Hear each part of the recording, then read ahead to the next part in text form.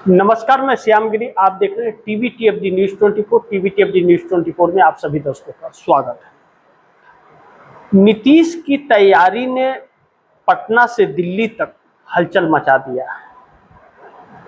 अब एक ऐसे ही तूफान मच गया बिहार के अंदर कि छात्र आंदोलन अब तूल पकड़ रहा है, और जिस तरह से तूल पकड़ रहा है वह मोदी के लिए शुभ संकेत तो है नहीं, और सवाल ही नहीं उठता कि शुभ संकेत हो, क्योंकि यह आम जनता का आक्रोश है।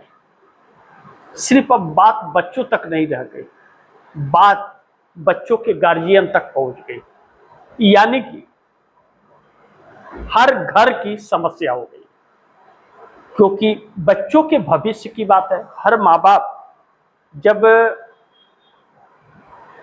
अपने बेटे को भविष्य उज्जवल करना चाहता है, भले वह तकलीफ में हो, उसके बाद सरकार उसी भविष्य के साथ खिलवाड़ करे, पाखंड करे और झूठ बोले, तो फिर जनता जब अति होती है तो सड़क पर आती है। और आज जनता सड़क पर है। बच्चे अपने इंसाफ की लड़ाई खुद लड़ रहे हैं, और जब जब इस देश की युवा पीढ़ी सड़क पर आती है तो सरकार हिलती भी है और पलटती भी है।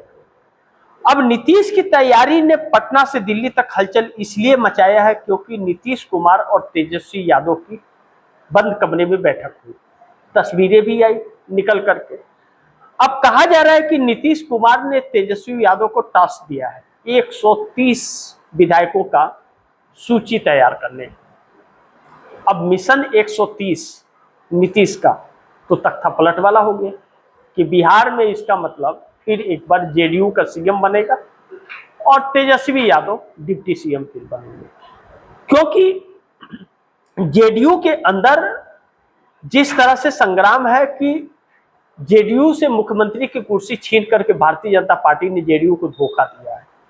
लेकिन वादा तो यह था कि नीतीश कुमार को डिप्टी पीएम बनाएंगे, डिप्टी पीएम तो बनाए नहीं, इधर उधर लपेट करके रख दिए। अब जेडीयू तैयार नहीं है भाजपा का सपोर्ट देने के लिए, इसलिए नीतीश ने कहा कि अब मैं भाजपा के साथ चुनाव नहीं लड़ूंगा। अब इन सब के बीच बिहार के अंदर छात्र आंदोलन चल रहा है, और छात्र आंदोलन अब बड़ी तेजी से आगे बढ़ रहा है।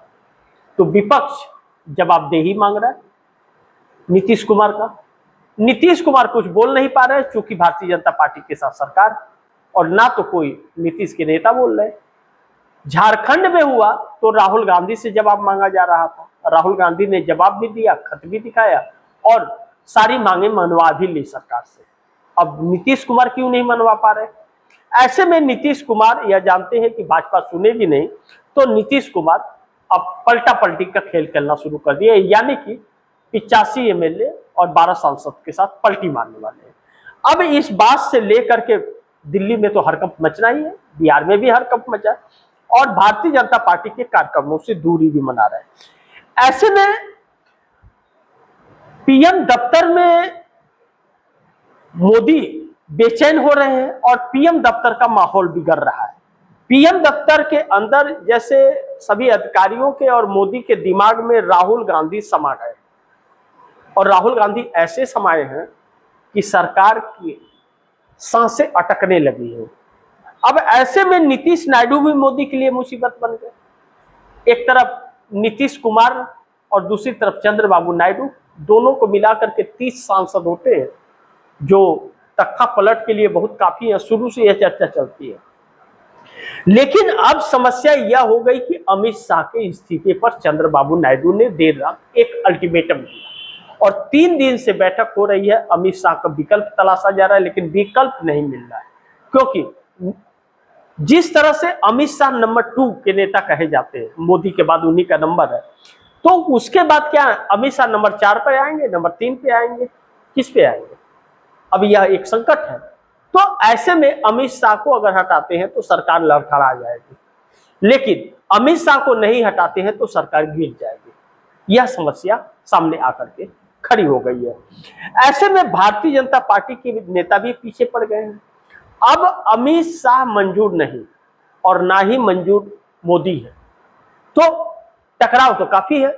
तो आखिरी सांस तो यह सरकार गिन रही है, लेकिन नीतीश और नायडू द्वारा अगर भारतीय जनता पार्टी के ऊपर प्रेशर अमित शाह के इस्तीफे पे है, चंद्रबाबू नायडू की तरफ से यह निकल करके आ रहा है, चर्चा चल रही है इस बात की कि चंद्रबाबू नायडू ने कहा अगर अमित शाह का इस्तीफा जल्द लीजिए वरना आपके इस्तीफे का नंबर आ जाएगा, और नहीं इस्तीफे लिए तो हम इस्तीफा करवा देंगे। यानी कि 18 सांसद इस्तीफा दे देंगे मोदी के मंत्रालय से और समर्थन वापस हो जाएगा।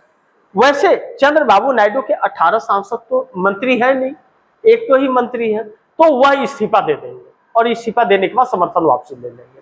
अब ऐसे में नीतीश कुमार दूसरी सरकार बनाने की कवायद में है, मिशन 130 विधायक पर काम कर रहे हैं और चंद्रबाबू नायडू अल्टीमेटम दे रहे हैं कि आप हटाइए नहीं तो समर्थन वापस ले लूंगा। ऐसे में नरेंद्र मोदी कोशिश तो कर रहे हैं विकल्प तलाशने का, लेकिन कोई विकल्प ऐसा मिल नहीं रहा है जिसको लेकर के भाजपा नेता भी अब मोदी के पीछे पड़े हैं कि अब मोदी का रहना शुभ संकेत नहीं है, अगर मोदी रहे तो भाजपा का अंत हो जाएगा। ऐसे में घमासान जारी है।